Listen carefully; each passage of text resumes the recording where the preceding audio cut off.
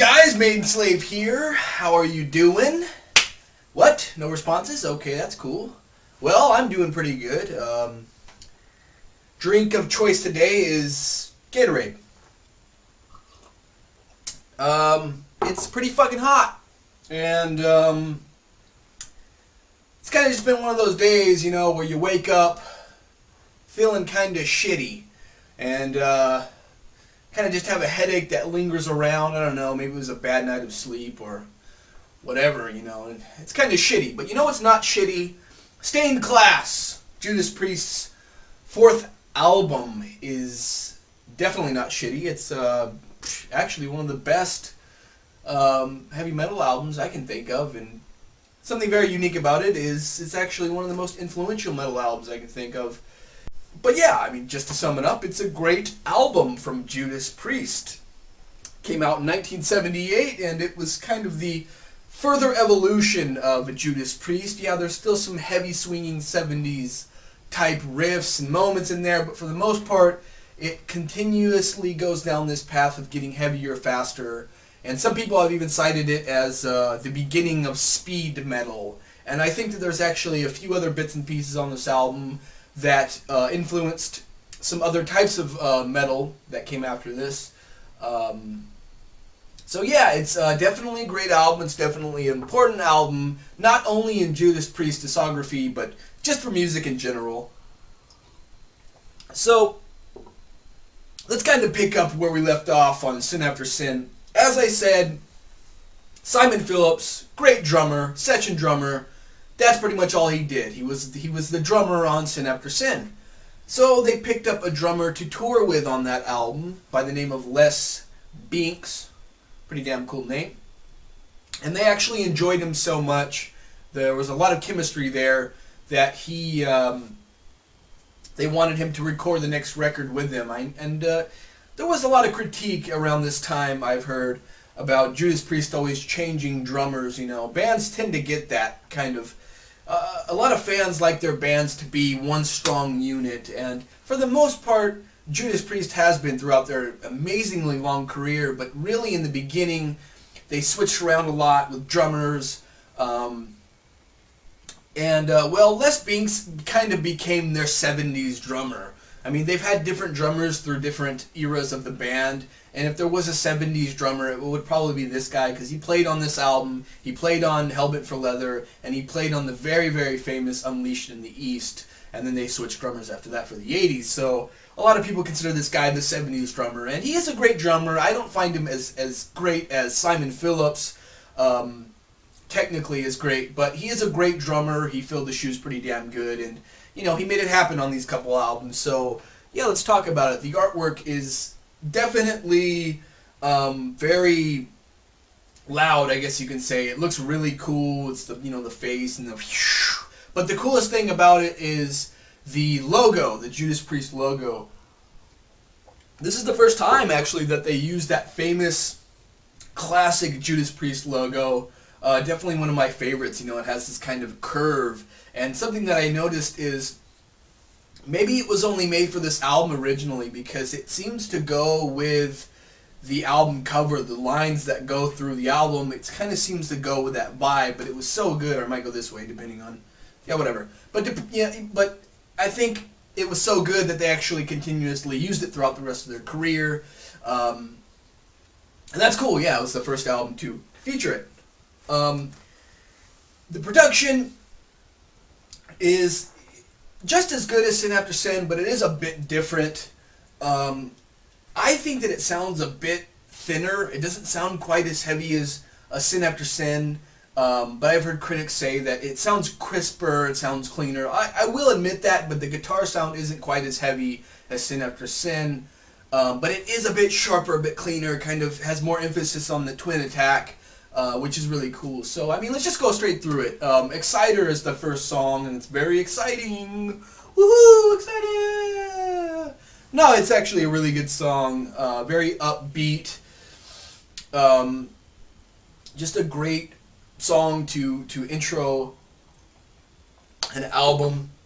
Rob Halford's voice, once again, is much more aggressive and loud and high and all over the fucking place. I mean, he's singing amazing at this point.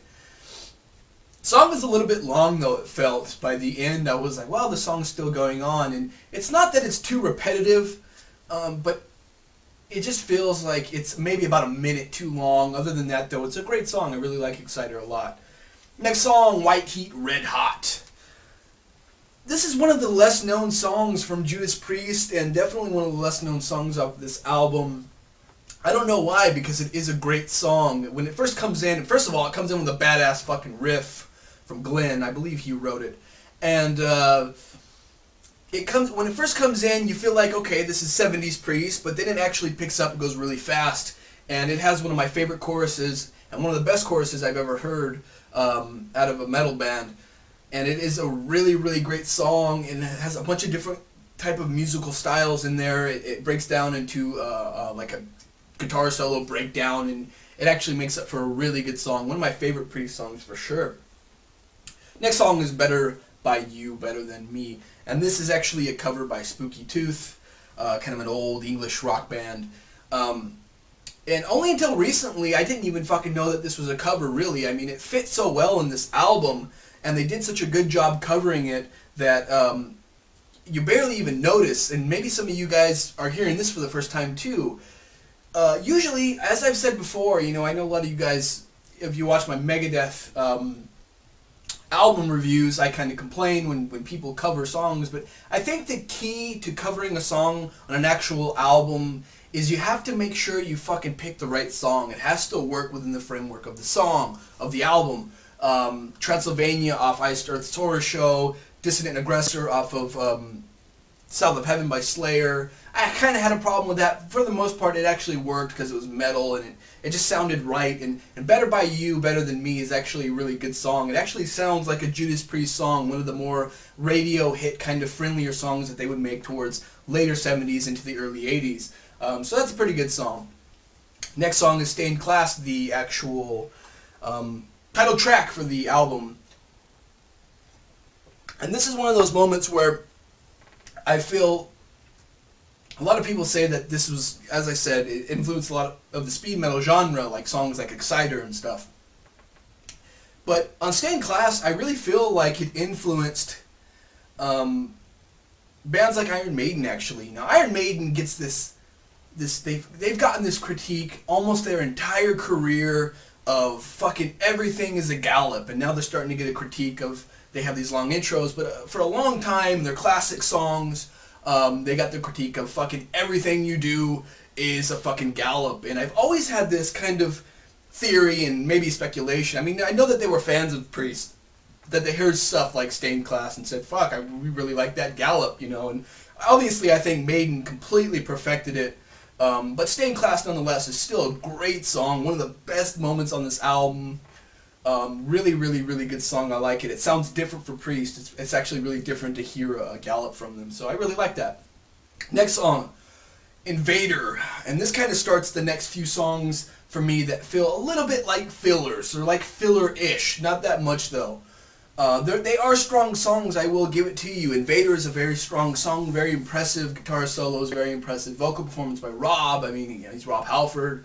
But once again, it feels like even more than Exciter, maybe the last 2 minutes, like, okay, a little bit too repetitive for me in there. Next song, Saints in Hell. And this is, it's pretty good. It's a bit of a darker song for this album for sure. But once again, it actually gets a bit too repetitive. A little bit better than Invader, though.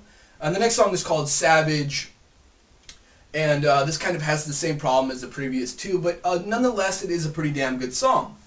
Next song is Beyond the Realms of Death. This is the most impressive song from Judas Priest since Victim of Changes. And you guys know how much I fucking loved that song and that entire album. Definitely a very, very, very deep, dark song. It's a ballad. And the interesting thing about it is the main riff on there was actually written by Les Binks, the drummer at the time. And that actually brings me to this point. This is one of the only albums that the entire band actually had writing contributions on. We all know, the Priest that we all are familiar with is Glenn Tipton, KK Downing and Rob Halford all the way. And pretty much after this point, that's what it became. But still, I mean, they were still experimenting, and there was a lot of contributions in there. And I always found that interesting because that is one of the coolest riffs on one of their best songs. Great song, really, really good live. Definitely the highlight of the album for me. And the next song is called Heroes End. And this is another kind of okay song. It has a bit of a weird riff in there. It doesn't feel like it was that strong. I mean, this is a great album, and it's a pretty good song. But honestly, I think that they could have actually took out Heroes End. Because there's 9 songs on this album, and Heroes End isn't a very good way to end an album, this album for me. I think it would have been a lot better if they would have actually took out Heroes End and ended it with Beyond the Realms of Death. It would have been a much more effective ending. It would have left you actually wanting more. It would have left you wanting to go through the album again. But it just kind of seems to me, by the time I get to Heroes End, it kind of feels, because of this actual song being so repetitive, that it's kind of just like, okay, I'm ready for this album to be over with. We already got over the highlight of this entire album. So, yeah. But other than that, though, I agree with pretty much the rest of the metal community that Stained Class is one of the most important, not just one of the best, but it's actually one of the most important metal albums in history. I mean, that's all you have to do is pick it up and listen to it and say, holy fuck. This sounds like whatever newer band that I like, but it came out in 1978, and then you kind of start understanding why all of your favorite thrash bands and kind of bands later on, nu metal and all this shit, progressive metal, look up to these guys so much for this. So I'm going to give Stained Class by Judas Priest an 8.5 out of 10. Later, guys.